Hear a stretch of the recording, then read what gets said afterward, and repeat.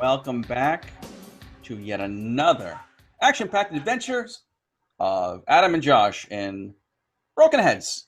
Broken Heads. Hello, everyone. Broken Arrow. Broken Arrow! Welcome back, everybody. Thanks so much for tuning in again. We're really happy to have you. So, without any further Please. ado, why don't we jump right in? I was thinking of something the other day. I thought definitely could have some potential to be very funny because it will bring more topics within the main topic. And that topic is in the old days when you used to have to go to work, Yes. the bathroom situation. Now, I'm sure many of our listeners can attest that more than likely there's a bathroom with a minimum of one stall and perhaps a maximum of 4 or 5 stalls. But let's look to the sweet spot, maybe 3 stalls. Okay?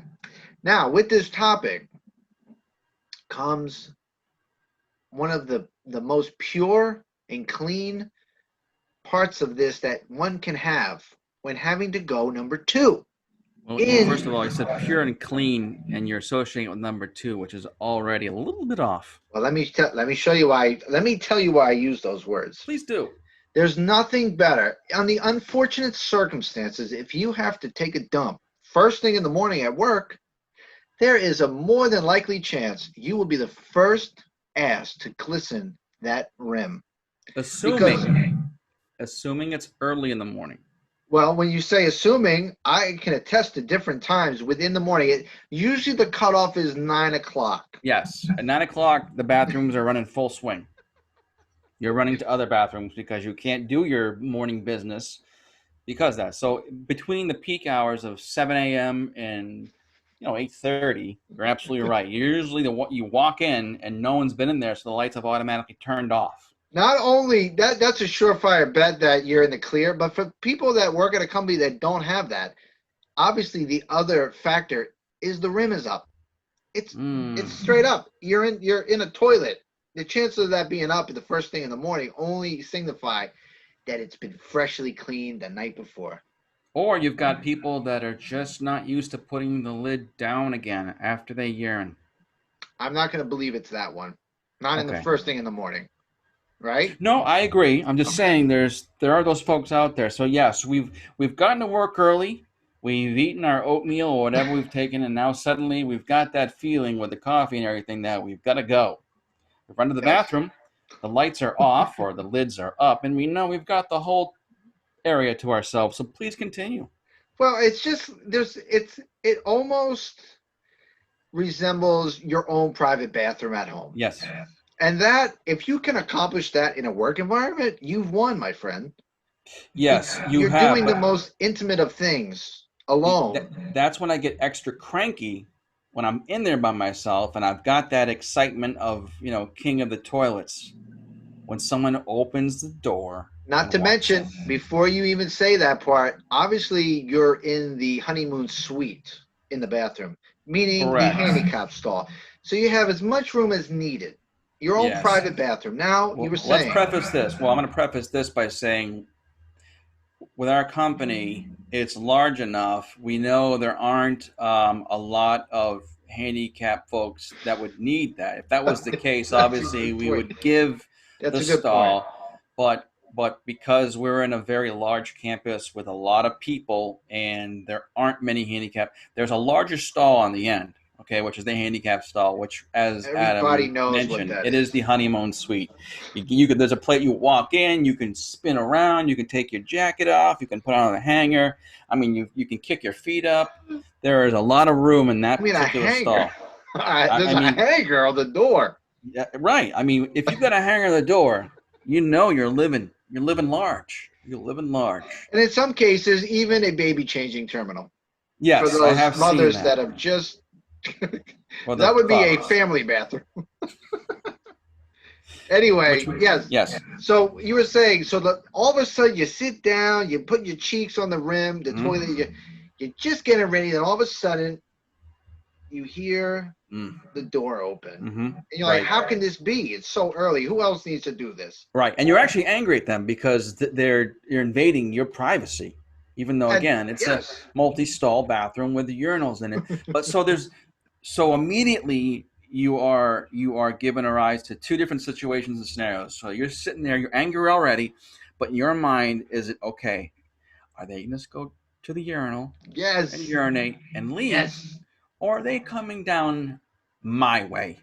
And now And that's when I get extra cranky. are you making immediate, is your brain like doing immediate processing? Piss or crap. Right. It could be piss, but I don't know. They might be like me. It's early in the morning. They have the runs. You know. No, you've got your ears, you've finely tuned and honed, and you are listening for the sound of loafers or dress shoes. You know how many steps it takes to get to the urinals, and if you hear one extra step, you know they're coming down Broadway, your area, and you are now being invaded.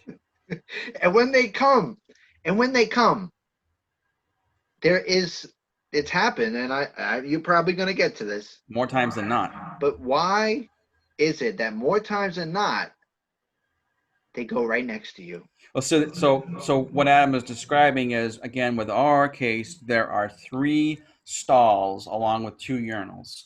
And the honeymoon suite that we spoke of is the furthest down, the largest by itself. It's the furthest one down, away from everybody else. Typically, in my mind, I know you feel the same way, Adam, that if someone's going to go ahead, if I walk into the situation where someone's in that honeymoon suite, okay, and then you got a stall in between, and then there's the first stall. I'm going to go to the first stall because I want that barrier, not just a physical barrier, but a gaseous barrier Who between wouldn't me and the want other that? person. Who wouldn't Exactly. want that barrier? Exactly. And too many times I've had someone walk in with the first stall readily available and move right into the second stall, becoming my neighbor Yeah, in the your crap shitty house. neighbor. I don't like that. You've broken so many rules and you've invaded my personal space and privacy. What is your problem? More importantly, have you ever wanted to say to them right on the spot, why did you decide to sit right next to Yes, me? I've wanted to say that several times, and I always So bite have my lip I. because I'm obviously going to be the crazy person who speaks to someone who's crapping. I would I like would to love to do it do it. as well. I would love to say, what are you doing? You've got a stall by Yeah. itself that would give us, it's kind of like when you sit at the movie theater, you always give that little space between somebody else. If you've got to squeeze in and sit next to somebody, Yeah.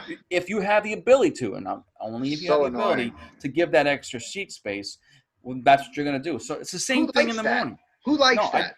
I don't get it. Nobody. I don't understand, and it makes me very cranky because you're taking away, again, what is a very peaceful and serene and calming time in the morning, Especially at and that you've made hour. it Yes. exactly because your guard's not up that early. Now suddenly it has to be up. What is wrong? Give me the space. Give Do you yourself think the space. do you think those people are the same idiots that when they go to a store in the parking lot, there's like one car in the parking lot and they park right next to them? Of course, That's probably they the feel the same need to person. to flock together, like Yeah. they're a bunch of guppies or Yes. lemmings or what That's a have you. It's sheep. like I've got to be near other humans to protect the species. I can't be too far away from somebody. Now, more importantly, now not only have they already come in and invaded your space, the next thing that can happen and has happened is while you're both doing your business, all of a sudden there's some extra. Somebody reaches under your stall and jiggles their keys and says, "Are you available for a handy?" No, they reach their hand under the stall and they, hey, can you spare a square? Can you give me a square of crap paper, please? What they do is all of a sudden you start to hear a noise. It kind of goes like this. Yep. And then again, your brain is now in overtime trying to figure out what is going on in the next stall. Not only have they ruined the event by sitting next to you, now they're making noises that can't be explained. They're right. In my mind, I've got a little dude huddled over on the ground, and he's got a little stick. Right, he's doing one of these things, trying to start a fire with a stick. I don't get it. And in this sound, and I'll say it, in my 40 plus years of living, I've only heard this sound where we're currently employed. But the thing is, I hear it a lot. And I know it's not the same person. I don't know what they're doing. I don't know. I don't understand. And I would like to know because it's a question in my brain. Are you rubbing? Are you rubbing your ass? Is that what you're using friction to clean yourself? I don't know. What is that? Again, in my whole life, I've never heard that until I worked at this company. Only okay, so it's the same thing. We both experiencing the same thing. There's something is pulling these people into the New same age area. ass wiping. Yeah, I don't know what it is. I don't know. That's what it sounds like, ladies and gentlemen. They're making a flint in the stall. Yep. They're getting their Boy Scout badge. At this point, you've already got 3 strikes against you because you've ruined my little moment. You have also invaded my space, and now you're creating sounds that are just annoying the hell out of me because I don't know what you're doing in the stall by yourself. Something is not right. One of our viewers, if you happen to know what this sound is, if you please are one of the enlighten us, people, I'm not here to put you down. I just want to know what it is. Are you trying to start a fire? Are you drying off your pants? I don't know. Yeah. I would love some explanation as to what this is, what you were taught. Are there any other infractions while we're on the topic before we wrap this up? Are those the main infractions when going to the bathroom in a public place like this? Well, there's always the unknown reason why there's so much urine on the floors below the urinal. That one I never get, especially when you've got the urinals that actually kind of stick out to cover your junk. So, but yeah, that's a whole nother situation. This one is really, it's like one of the unsolved mysteries. Hello, and thank you for joining another episode of Broken Heads. As you've been told, there are several mysteries in the bathroom that have yet to be solved. We hope you'll join us next time as we dive into other topics and can use your help in trying to make peace. Thank you.